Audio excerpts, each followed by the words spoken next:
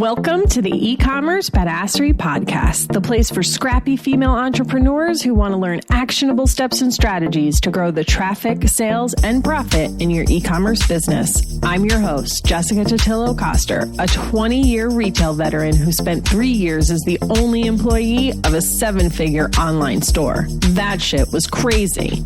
I know exactly how it feels to do all the things, and I'm sharing everything I learned the hard way so you don't have to. I may have started this business by accident, but supporting badass bosses like you lights me the fuck up, and I am so stoked to see you grow. Are you ready, babe? Let's roll. Hello, e-commerce friends. Welcome back to the eCommerce Badassery podcast. I'm your host, Jessica Totillo-Coster. And if we haven't met yet, thanks so much for listening. I'm super excited that you're here. In last week's episode, we talked about whether you should be focusing more on getting new customers or repeat customers. And if you haven't listened to that episode yet, please go back and listen to it. It's going to help you figure out how much of your time you should be spending on each one of these activities. And over the next few episodes, we're going to be digging deeper into how to do both of them. So I want you to kind of have a sense of where you should be focusing your time before you hear these digging deeper episodes. I want to give you some strategies and tactics, kind of lay it out in a way maybe you haven't heard or thought of before, and how you can sort of approach this moving forward. We also have a freebie this week. If you are already on my email list, it's in your inbox, so go check it out. Otherwise, the link is in the show notes to get yours. And let me just start this by saying, no matter what stage of business you're at, even if you've already been in business for a while, you're doing multi-6 figures or 7 figures, and you might think that you don't need to listen. Maybe you're planning on skipping this one, but I say stick around because it's really easy for us to get caught in everything we were already doing. And maybe there's going to be a new idea here that you haven't thought of before. And you can go back and look at what you have been doing and start evaluating how successful it's been. I mean, maybe you can shift some of your resources. So definitely worth a listen. Stick around. It's not going to be too long today. The first thing that I want you to understand and start grasping the idea of, if you haven't already, is the idea of a sales funnel. And I know you've heard this term before. Every business on the internet is always talking about the funnel. Fill your funnel with new people. Push them down the funnel until they buy. And if you were to just Google sales funnel, you would see a bajillion results. The funnels would all look different, and they are different because it depends what topic you're talking about. For the purposes of today's episodes and the upcoming ones, we're going to talk about a very high level but simple 4-step funnel. Now, that doesn't mean that the other funnels you see are not relevant or that there aren't other funnels that you're going to need to be aware of and learn about while you're running an e-commerce business. Some of them are going to be very specific to e-commerce. Some of them are even specific to the steps the customer takes while they're on your website. So when they go from homepage to checkout. And there are some other high-level ones like this, but may include additional steps because they are maybe more specific to email marketing, for instance. So I know it can be overwhelming. I'm sure we're all sick of hearing the word sales funnel, but we have to talk about it. And that's why I want to just focus on this simple 4-step funnel, 1 step at a time. And it's just a great way to start thinking about the overall journey that a consumer takes from first discovering you to becoming a repeat customer. So let's lay out the funnel. Like I said, there's 4 steps. Step number 1 is awareness. Step number 2 is interest. Step number 3 is purchase. And step number 4 is repeat purchase. Today's episode, all about awareness. I want to do it 1 step at a time. I want to give you the content. You can go implement, and then we can move on to the next step in later episodes. So what does awareness really mean, and what customers are falling into this awareness bucket? At the awareness stage, there's actually kind of two groups of people. There's the people who haven't discovered you at all and may not even know you exist. And then there's the people that maybe do know you exist, but have only visited your website once, or maybe they've engaged with a social media post or something, but they never really take any action. And because this group, this awareness group, is at a different step in the journey than, say, someone who has already made a purchase from you, we need to create different content for them and treat them differently than those people who have purchased or is now a repeat or loyal customer of yours. And the other thing about this stage is it's possible that they don't even know that they have a pain point to solve, or that they have any need for your product to solve this problem they're not aware of yet. For this example, let's use someone who is newly pregnant. They just found out that they're pregnant. They don't necessarily know everything they need, but what is the first thing that they're going to do? They're going to go to the internet and start doing some research. And they're going to try and figure out what it is that they don't know. They want to understand, what do they need to be prepared for? Are there products they need to buy? And what can they expect when they're expecting? Not a plug for the book, but where exactly on the internet they go for their information, it's going to depend on the customer. And this is why it's important that you understand your target customer, your ideal customer, whatever you call them, and what platforms they are most likely to be on. For today, I'm mostly going to be talking just about Google searches to keep it general, but all of these concepts translate to all the other platforms, including social media like Instagram, Facebook, etc. I just won't be addressing them directly. In the awareness stage, your main goal is to focus on educating them, creating informational content, and the form that this content is in, just like the platform, it's going to depend on your business, your customer, your product. And examples of this could be writing a blog post, doing a video, or in my case, creating a podcast episode. Remember, this is not necessarily about pitching your product or that your product is the solution to their problem, but it's just educating them on the general aspect of what they're experiencing and shedding light on what they don't know. Let's use my business as an example. And even though I'm service-based, this fits perfectly in. I work with female e-commerce entrepreneurs. And when I started my business, I spent most of my time talking about email marketing because I was in love with the Klaviyo platform and had seen such success when I switched. I wanted to shout it from the rooftops, honestly. And I knew that it was underutilized and not really talked about enough in the e-commerce space. But after talking to more and more female entrepreneurs, I realized that many of you didn't even know the value of email and how much revenue you could actually drive from it. Some people weren't making any money for their efforts, and others just weren't doing email at all. I worked with numerous clients who were in this situation, and, we made some tweaks to their program. I taught them some things about how to approach email marketing and how to just think about high-level campaigns and whatnot. And as they started implementing it, they're seeing all of this revenue from this email marketing channel that they didn't even know that was a possibility. But before I could get to the point of working with these women, I had to educate my audience who found me on social media about the power of email, because they didn't know that it was a pain point. They didn't necessarily know that this was something that was missing, that they needed, that could actually make them money.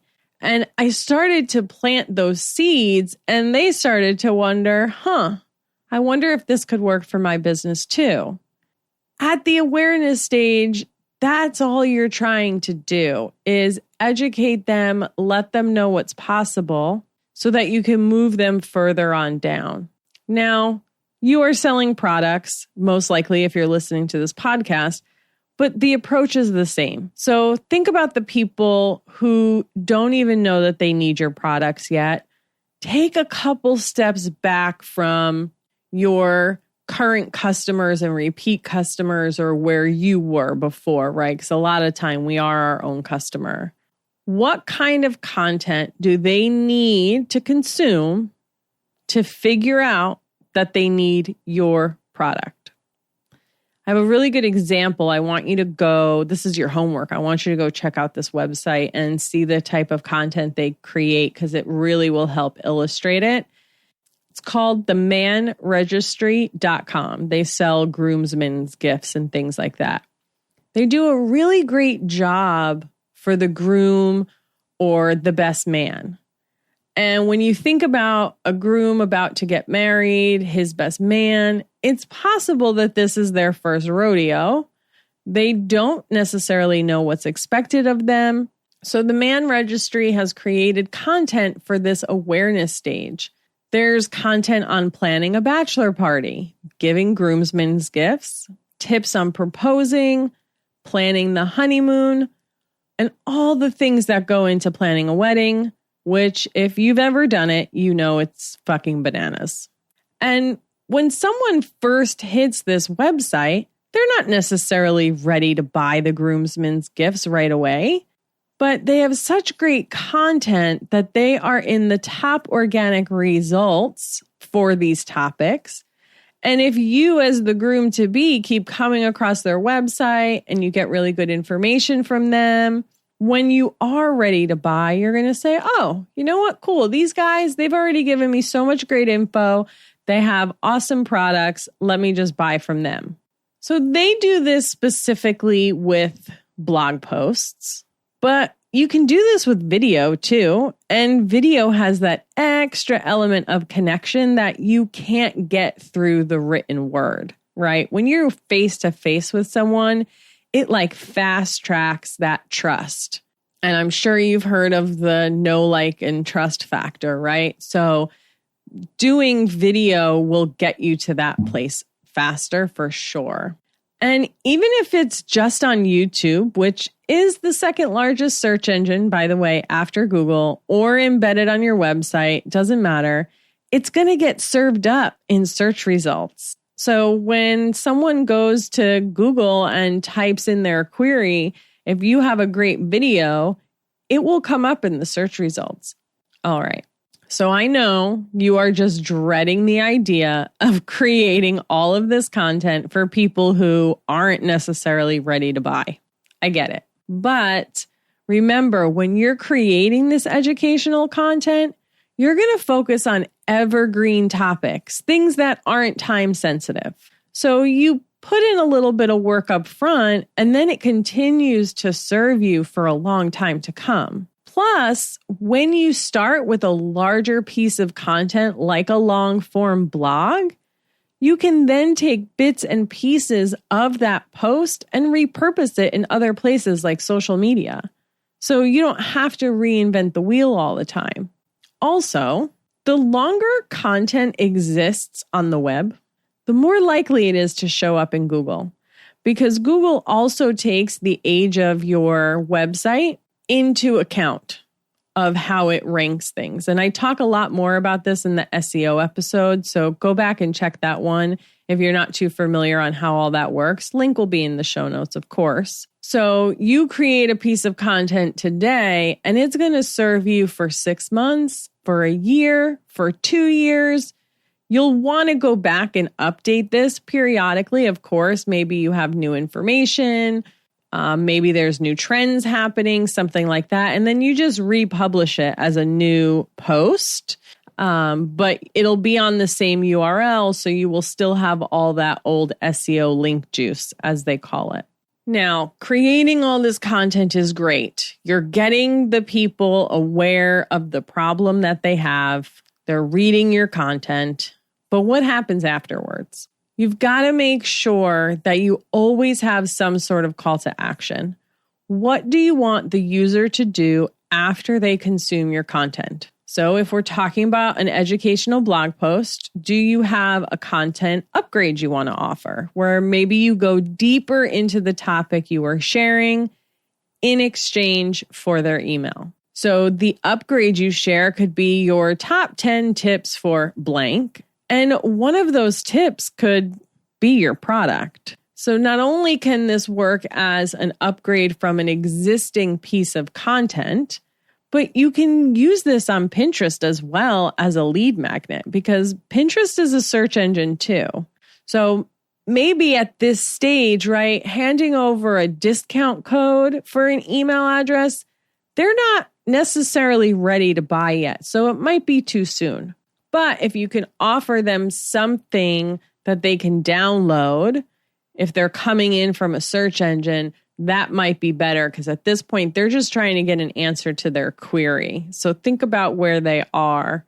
You know, they need an answer, not ready to make a purchase. So that's where the lead magnet, content upgrade, etc. would come in. And if you're posting videos on YouTube, don't forget in the description and in the video that you need to mention your website, link to your website, send them to other related content that they might be interested in, send them to sign up for the content upgrade that you created. Ultimately, you want to make sure you're getting them to your website so that you have an opportunity to get them on your email list. You have them pixeled so you can remarket to them. Like at the awareness stage, this is the very tippity top of that funnel. You still got a long way to go. So make sure you have a way to stay in touch with them. And ultimately, every potential customer is at a different point in their journey with you. And the type of content they want to consume is going to be different.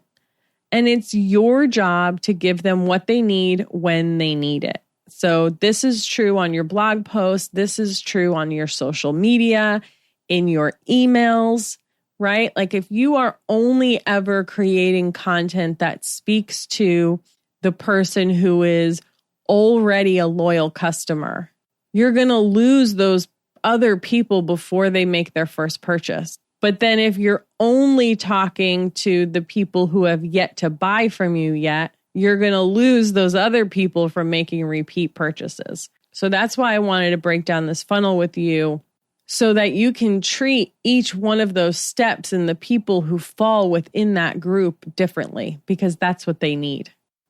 And here's the thing. You're not going to just like knock all this shit out in the next week. This is an ongoing process. And once you figure out where you should be spending more of your time, then you can kind of break down your content creation on the same ratio that you are breaking down new versus repeat customers.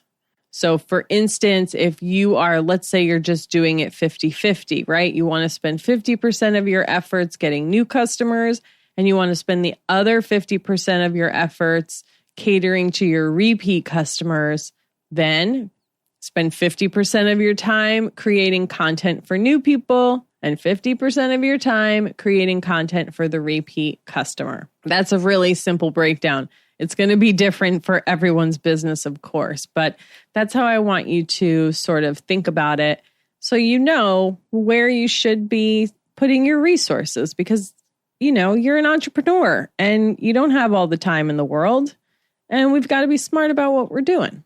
So there are a couple episodes I mentioned today. There are links to those in the show notes. Just as a quick reminder, it is the one about new versus repeat customers and also the SEO episode, which goes deeper into how SEO really works and what it all means. Because I know that can be super confusing. And today's episode also has a freebie, so grab that. The link is in the show notes, or you can go to ecommercebadassery.com/12, and it'll be there for you. So thank you so much for hanging out today. Have a kick-ass day, and I will see you on the flip side.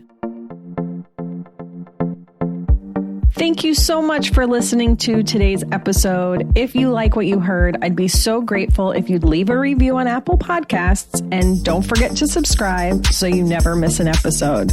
And if you're looking to surround yourself with more product entrepreneurs who totally get your life right now, get your booty on over to the eCommerce Badassery Facebook group. Can't wait to see you there. Until next time, e-commerce friends, stay badass.